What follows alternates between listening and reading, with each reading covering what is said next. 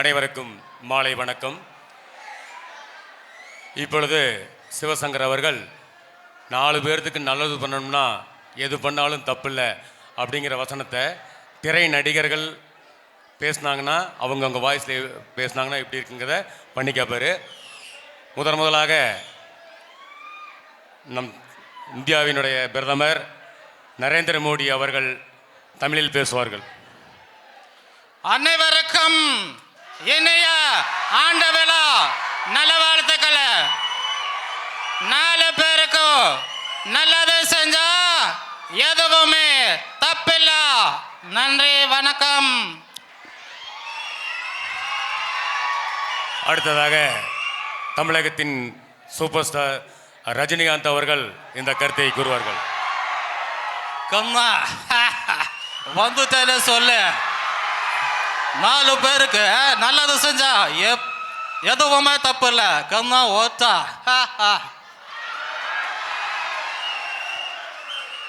அடுத்ததாக உலக நாயகன் கமலஹாசன் அவர்கள்.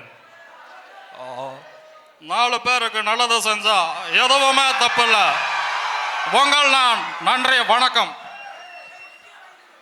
அடுத்ததாக அந்த கமலஹாசன் தசாவதாரம் திரைப்படத்தில் 9 ஆக்டிங் நடிச்சிருப்பாரு. அது பல்ராம் லாய்டுன்னு ஒரு கேரக்டர். அந்த கேரக்டர் வாய்ஸ் வித்தியாசமாக இருக்கும். அதையும் தம்பி பண்ணுவார். நல்ல பேருக்கு நல்லது செஞ்சா எதுவுமே தப்பில்ல. வரட்டுமா? அடுத்தது ஜனகராஜ். கண்ணு எல்லாருக்கும் வணக்கம். என்ன 4 பேருக்கு நல்லது செஞ்சா எதுவுமே தப்பில்ல. நைனா வாட்டுமா? அடுத்ததாக வில்லன் நடிகர் பிரகாஷ்ராஜ். ஹாய் சொல்லம். தப்பு 4 பேருக்கு நல்லது செஞ்சா எதுவுமே தப்பில்ல. தப்பு யார் தப்படி சொல்லும்? வாட்டம். முத்துப்பாண்டினா ஒரு பயம் இருக்கணும். அடுத்ததாக நடிகர் அஜித் குமார். சரித்திரத்தை பாட்டு பாரு. அது நமக்கு ஒன்னே தான் கற்றுக் கொடுக்குறது. 4 பேருக்கு நல்லது செஞ்சா எதுவுமே தப்பில்ல. அது அடுத்ததாக உங்கள் நெஞ்சில் குடியிருக்கும் விஜய்.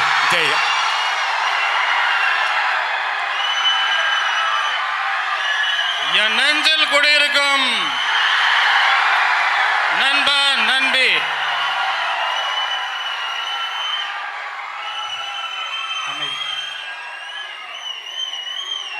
பொதுவா 4 பேருக்கு நல்லது செய்யணும்னா எதுவுமே தப்பு இல்லை. செய்யறதுக்கு தானே வந்திருக்கிறோம். வாய்ப்பு கொடுப்பீங்களா இல்லையா? அடுத்ததாக விஜய் சேதுபதி. சும்மா ஹாப்பி. என்னாச்சு? 4 பேருக்கு நல்லது செஞ்சா எதுவுமே தப்பில்ல. ஆரி ஓகே பேபி.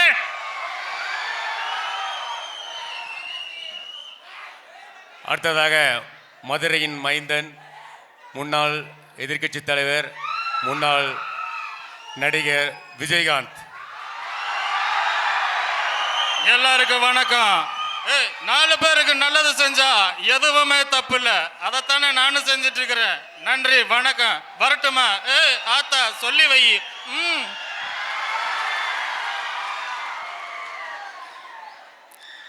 அடுத்ததாக சசிகுமார். 4 பேருக்கு நல்லது செஞ்சா எதுவும் தப்பில்ல. வாழ்ந்து பாரு, மேலே ஒருபடி வாழ்ந்து பாரு. வரட்டுமா?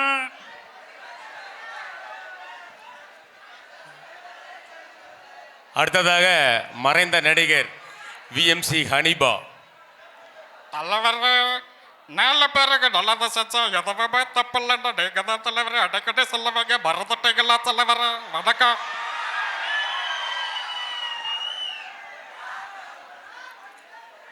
அடுத்ததாக வடிவேல் லேடிஸ் குரலில்.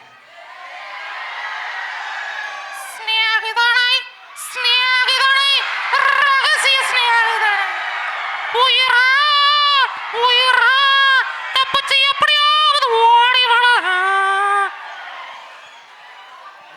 சரலா.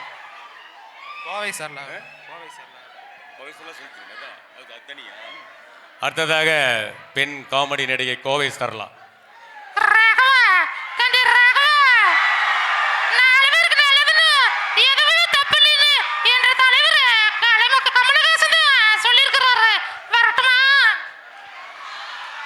அடுத்தது ஜிபி முத்து ஒரு வாய்ஸ். நண்பர்களே எல்லாருக்கும் வணக்கம். இன்னைக்கு நம்ம சக்தி பாலிடெக்னிக்ல 45வது ஆண்டு விழா பார்த்துட்டு இருக்கிறோம்ல. சந்தோஷமா இருக்குல்ல. வணக்கம், வரட்டுமா? நன்றி, வணக்கம்.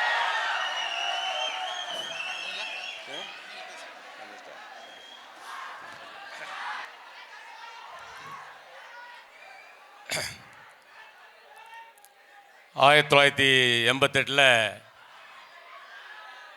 முன்னாள் முதல்வர் எம்ஜி ராமச்சந்திரன் மறைந்து விட்டார். அப்பொழுது கலைஞர் அவர்களுக்கு சென்னையில் சிலை இருந்தது. அதை எம்ஜிஆர் விசுவாசி அதை இடிக்கிறாரு. அது ரியலாக ஒரு பத்திரிகை நிருபர் ஃபோட்டோ எடுத்து அதை கருணாநிதிக்கு அனுப்புகிறாங்க. அப்பொழுது கருணாநிதி அவர்கள் பேசிய வசனம்தான், செயல்பட பெற்றோர் சிரித்திருந்தாலும் அந்த சின்ன தம்பி என் முதுகிலே குத்தவில்லை, மார்பிலே குத்தினான். நன்றி. வாழ்க அண்ணாநாமம், வாழ்க தமிழ், வாழ்க தமிழகம். தேங்க்யூ.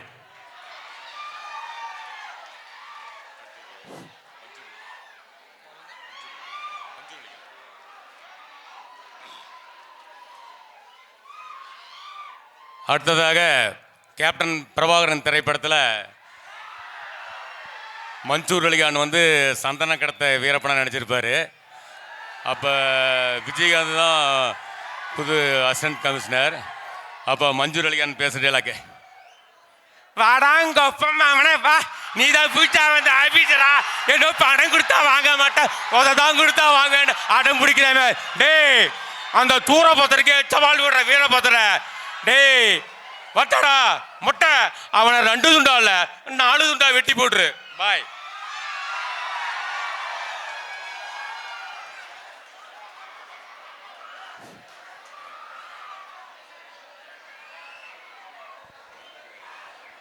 ஹலோ.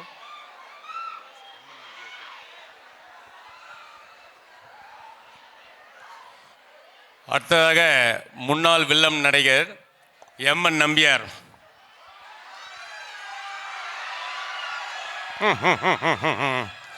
மலை உச்சியில் ஒரு மலரை பார்த்தேன், எங்கிருந்தோ வந்த சூறாவளி காத்து அதை அடிச்சுட்டு போயிடுச்சு. எனக்கு கிடைக்காத ஒன்று யாருக்கு கிடைக்கக்கூடாது. எனக்கு ஒரு கண்ணு போனாலும் அவங்களுக்கு 2 கண்ணு போகணும். வட்டா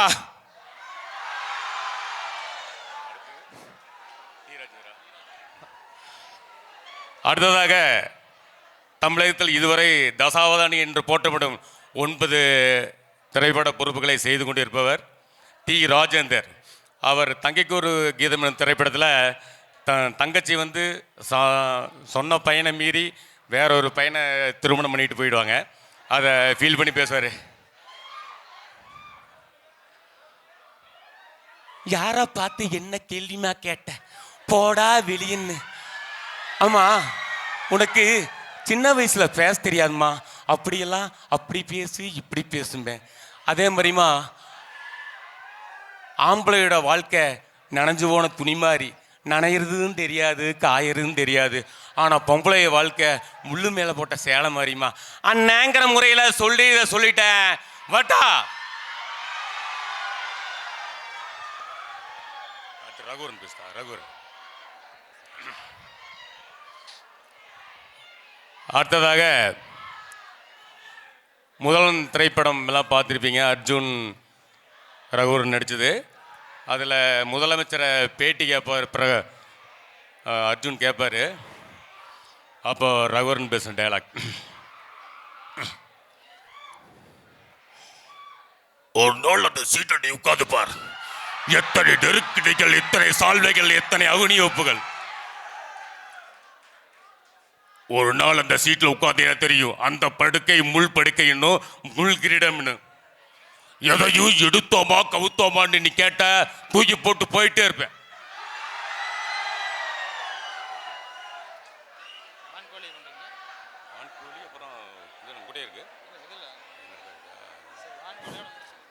முடிச்சுட்டா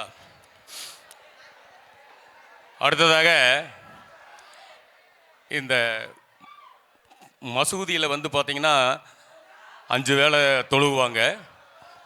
அப்போ வந்து அந்த முஸ்லீம் பெரியவங்க அவங்களுடைய தொழுகை வாய்ஸ் எப்படி இருக்குன்ட்டு அல்லாஹ் அக்பர் இல்லல்லாஹ் முஹம்மது அப்துல்லாஹ் யா.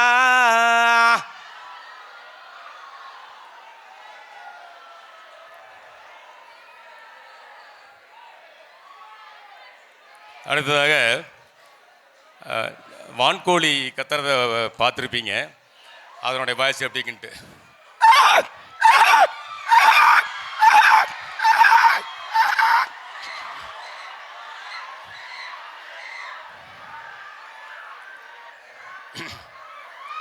அடுத்தது கோழி.